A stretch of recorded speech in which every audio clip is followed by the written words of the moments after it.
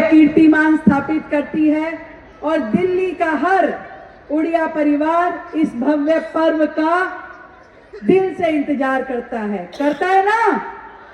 तो एक बार जोरदार तालियां धर्मेंद्र प्रधान जी के लिए, जिन्होंने दिल्ली में इस सुंदर पर्व को शुरू कराने के लिए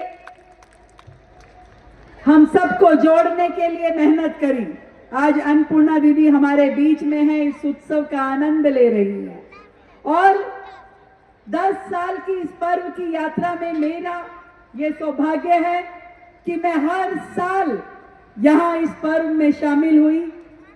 पर फर्क इतना है कि पहले मैं आराम से सारे स्टॉल घूमती थी, फिर उसके बाद अच्छे से खाना खाते थे और फिर सामने बैठ के प्रोग्राम का आनंद लेते थे।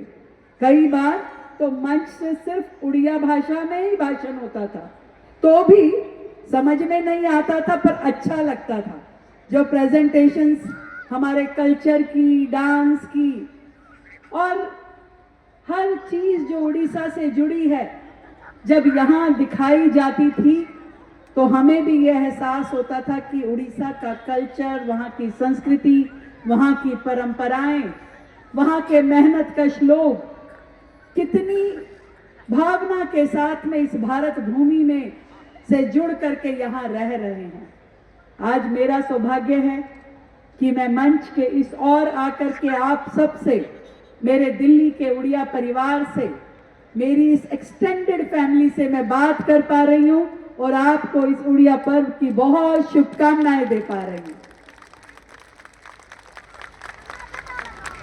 मृदुला प्रधान मेरी कॉलेज की मित्र है।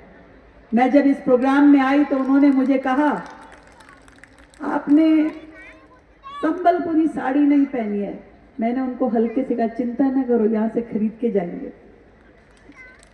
और मेरा ये भी सौभाग्य है कि जब मैं दिल्ली की मुख्यमंत्री का पद, मुझे ईश्वर की कृपा से ये जिम्मेदारी मिली, तो सबसे पहले दर्शन करने के लिए मैं उड़ीसा जगन्नाथ प्रभु जी के दर्शन करने के लिए जा पाई।